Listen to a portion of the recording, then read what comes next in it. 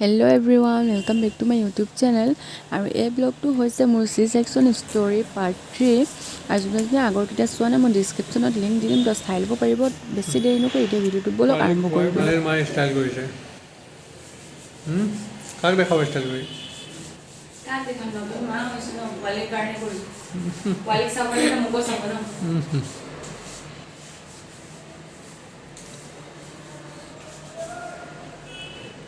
মেখেলা চাদৰটো পিন্ধি লোৱা।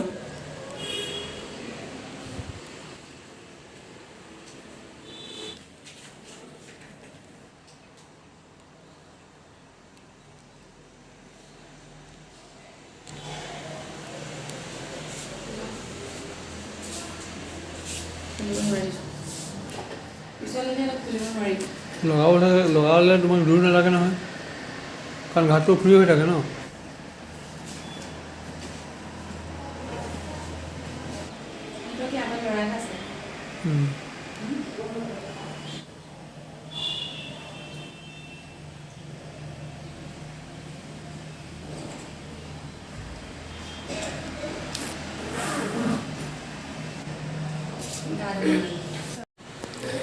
Hello everyone, good evening. আৰু এতিয়া আমি ৰুমতে আছো, চাহ খোৱা হৈ গ'ল আৰু এইফালে এয়া চক আমাৰ বেবী শুই আছিলে, এতিয়া উঠিলে আৰু উঠিয়ে কু কৰি আছে, অলপ আমনি কৰি আছে। আৰু বাপেক অলপমান ওলাই গৈছে ৰাতিৰ কাৰণে খানা অৰ্ডাৰ কৰিবলৈ। আৰু বাপেকে মানে ফূৰ্তিতে কি কৰিম কি নকৰিম, এতিয়া এটা কেক লৈ আহিলে ৰুমতে। আৰু বাপেকে যেহেতু হস্পিটালতে কেক লৈ আহিলে, সেইটো কাৰণে বেবী ৱেলকামটো হস্পিটালতে হ'ব। বাপেকে মানে হস্পিটালতে লৈ আহিলে তো কেক, তো অলপ পাছতে কেক কাটিং কৰিম। বাপেক আহিলক, তাৰ পাছতে এতিয়া আনি জাষ্ট ৰুমত থৈ গ'ল। তো ভাবিছিলোঁ ঘৰত গৈ কৰিম, কিন্তু এতিয়া ঘৰত গৈও আকৌ কৰোঁ নাজানো, কিন্তু এতিয়া ইয়াত আনিছে তো ইয়াতে কেক কাটিং কৰিম। আৰু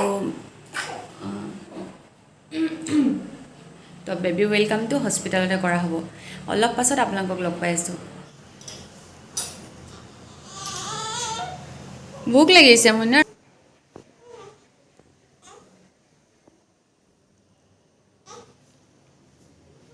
আৰু এইয়া বাপেকে পুৰা কেক চেক আনি থৈ দিছে ৰুমতে।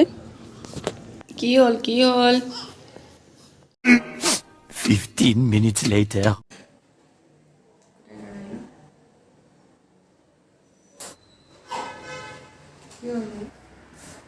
আৰু কেক যিহেতু অৰ্ডাৰ কৰি অনা হোৱা নাই, মানে ৰেডিমেড হয়, তো সেইটো কাৰণে মানে একো ডিজাইন চিজাইন দিবলৈ নহ'ল, একেবাৰে চিম্পুলকৈ আৰু।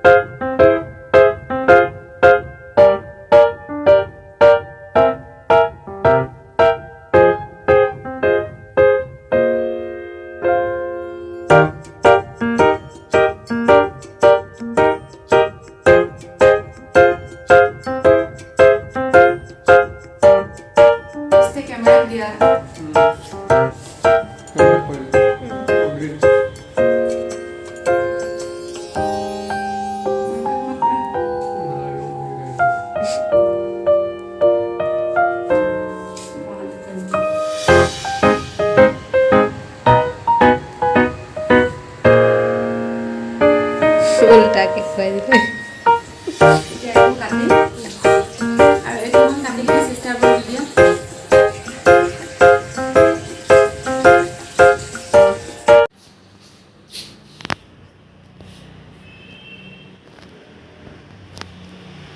খাবলৈ টেষ্টি আছে নাই?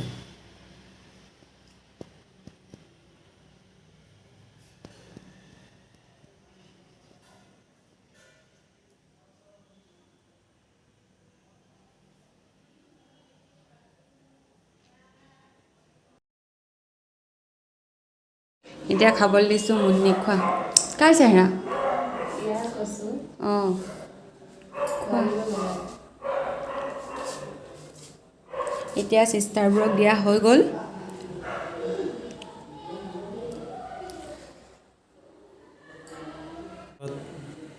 আৰু এতিয়া আমি খাবলৈ লৈছোঁ ভাত যিহেতু কেকো খালোঁ সেইটো কাৰণে ভাত খোৱা দেৰি আৰু আজিলৈ গুড নাইট যিহেতু টোপনি ক্ষতি তো এতিয়া ভাত খাই চিধা শুম The next day. দুয়োটাই টোপনি ক'ব নোৱাৰে বাপেক জীয়েক দুয়োটাই বোলো পোৱালি আৰু বাপেক বোলো দুয়োটাই টোপনি ক'ব নোৱাৰা হৈছে আৰু পেচেণ্টৰ বিচনাত বাপেক জীয়েকে পূৰা টোপনিত ক'ব নোৱাৰা হৈছে এফালে পেচেণ্ট আকৌ চকীত বহি আছে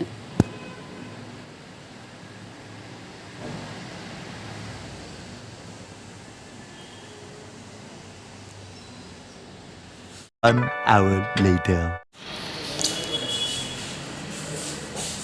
বাই বাই হস্পিটেল কৰি দিয়া আজি আমি ঘৰ যাম হয় না মইনা আমাৰ চব পেকিং হৈ গ'ল এতিয়া যাবলৈহে দেৰি আৰু গাড়ী আহি তলত ৰখি আছে লাহে লাহে ওলাই যাম তাবিজটো লৈ ল'বা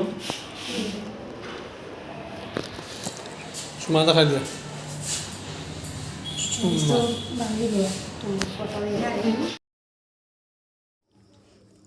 আৰু মই যোৱাৰ টাইমত পিন্ধিবৰ কাৰণে এটা ড্ৰেছ আনিছিলোঁ যোনটো আপোনালোকক মানে বেগ পেকিং কৰোঁতে দেখুৱাইছিলোঁ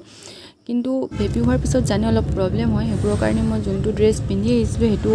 আহিয়ে লগালগ এনেও ধুই দিছিলোঁ তো মই এতিয়া যাওঁতো সেইটো ড্ৰেছে পিন্ধি গৈছোঁ তেতিয়া আৰু দিবলৈ ফাইনেলি আমি ঘৰ আহি পাই গ'লোঁ আৰু এফালে বাপেকে বেটিক মাম খুৱাই আছে আৰু আহিয়ে লগালগ দেখুৱাবলৈ নহ'ল আপোনালোকক যিহেতু ঘৰৰ একেবাৰে অৱস্থা নাইকিয়া হাজবেণ্ডে মুনিক লগত লৈ যিমানটো পাৰে চাফা কৰিলে আৰু কালি মানে কাম কৰা মানুহ এজনী মাতি ভালদৰে চাফা কৰাব লাগিব যিহেতু একেবাৰে অকলে দিগদাৰ হৈ যায় আৰু বেটিয়ে আহিয়ে এয়া গিফ্ট পালে এইটো দিছিলে বেটিৰ পেহাইকে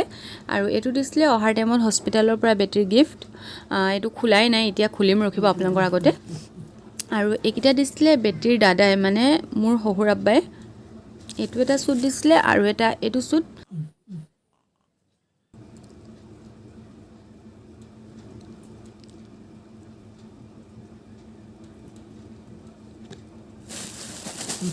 আৰু এইখিনি দিছিলে বেটিৰ সৰু আব্বুৱে মানে বেটিৰ বৰপাই দিছিলে আৰু এইখন হৈছে এখন সৰু বেবী ব্লেংকেট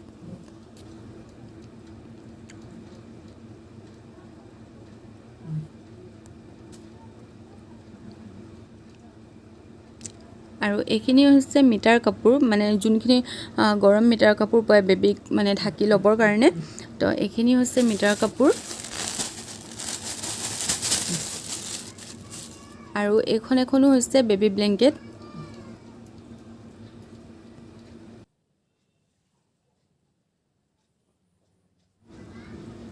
আৰু এইটো হৈছে এটা টুপি সেট য'ত মানে টুপি থাকে হাত মোজা আৰু ভৰি মোজা এইখিনি দিছিলে বেটিৰ বৰপাইকে আৰু এইটো হৈছে হস্পিটেলৰ পৰা দিয়া গিফ্টটো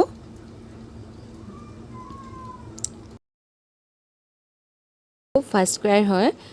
আৰু ইয়াতে আছিলে ৱাইপছৰ পেকেট এটা আৰু দুটা আছিলে ডাইপাৰ্ছৰ পেকেট আৰু ইউজ কৰিবলৈ বহুত ভাল আছিলে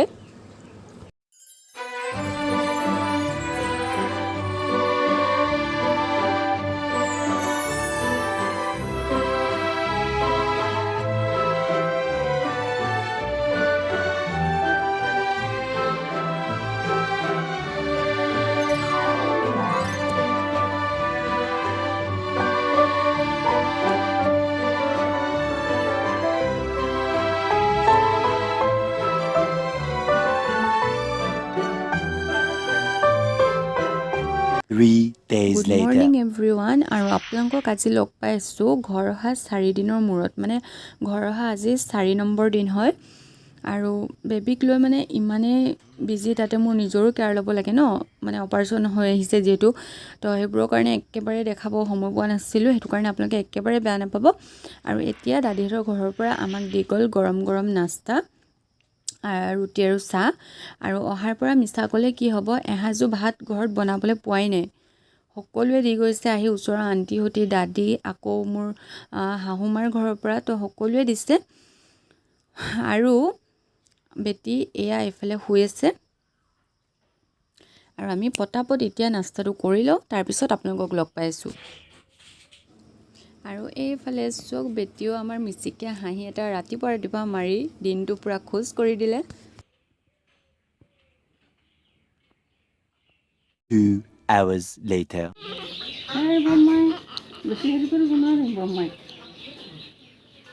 অকণমান কাপোৰটো পানী লৈ ল'ব দাদি শুকান হৈ গৈছে বেছি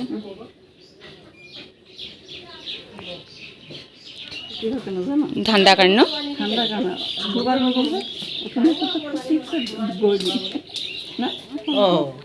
আনিলে কাপোৰ ধুবি ডাঙৰ এটা পিছত আনিলে হ'ব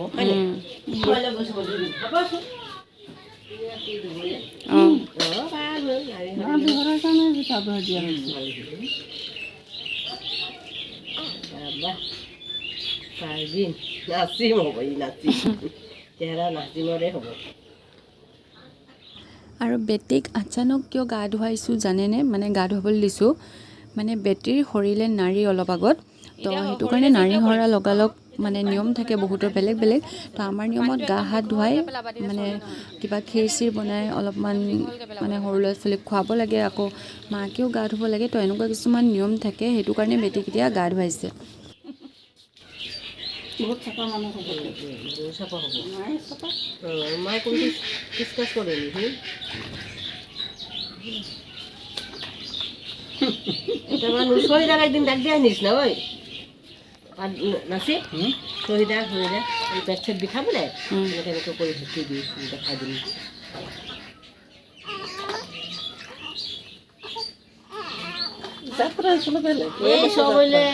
পানী ভৰাই দিয়া তুমি লগ কিবা এটা বলত দিয়ে কাৰণ পিছত গধূলি সময় মিঠাতেল ঘৰত এতিয়া মিঠাতেল লাগিব নি দাদি অলপ দিব না মিঠাতেল গাটো দে আনি বাতি এটাত অকণমান আনিলি কাপোৰ ধুৱাই দিম বিছনা চাদৰ তাদৰ চব খুলি দিলোঁ তো ভালে মজাই দিবি চোতালটো অকণ সাৰাই ধুই দে যা সৰু পোৱালি কাপোৰ কিমান কাপোৰ মোৰ পানীটো ভৰাই দিয়া তুমি ইয়াক ল'ব লাগিব ন সেইকাৰণে তুমি হোৱা নাই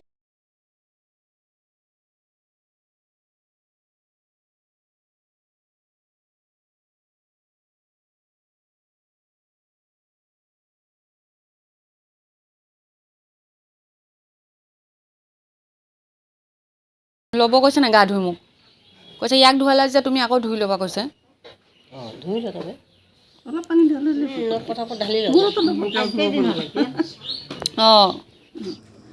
আৰু এইফালে দাদীহঁতে ক্ষীৰ বনাই আছে আৰু মই জাষ্ট চাব আহিলোঁ হৈছেনে নাই হোৱা মানে কিমানখিনি আগবাঢ়িছে আৰু মোৰো গা হাত ধোৱা হৈ গ'ল আৰু হাজবেণ্ডে গৈছে ওচৰত মানে যিমানবোৰ সৰু ল'ৰা ছোৱালী আছে তেওঁলোকক মাতিবৰ কাৰণে আফনান খোৱা আৰু এইয়া বেটিক মানে গা চা ধুৱাই দিয়া হ'ল সেইটো কাৰণে পূৰা শুই আছে আৰু এইয়া চাওক বেটিয়ে আজি আকৌ গিফ্ট পালে এইফালে এই ড্ৰেছযোৰ লৈ আহিছিলে দাদাইকে মানে বেটিৰ দাদা দাদীয়ে আৰু সেই যোনটো নেট লগা এখন বিচনা থাকে সেইখন আনিছিলে আমাৰ ওচৰৰ মানে খুৰী হয় আণ্টি আনিছিলে আৰু এইটো এটা গিফ্ট হয় এইটো দিছিলে আমাৰ দাদীহঁতৰ ঘৰৰ পৰা আৰু নিদিলেও হয় মিছামিছি মই মানে মনা কৰিছিলোঁ আনিবৰ কাৰণে কিন্তু নহয় সিহঁতি বোলে খালী মুখত নাচায় সেইটো কাৰণে আকৌ আজি গিফ্ট লৈ আহিছে আৰু আজি ব্লগটো ইমানতে শেষ কৰিছোঁ আৰু ইয়াৰ পিছৰখিনি আকৌ নেক্সটটো ব্লগত দেখুৱাম নহ'লে ব্লগটো বহুত দীঘলীয়া হৈ যাব আৰু আজিলৈ আহিছোঁ যোনে যোনে মোৰ চেনেলটো ছাবস্ক্ৰাইব কৰা নাই প্লিজ ছাবস্ক্ৰাইব কৰি দিব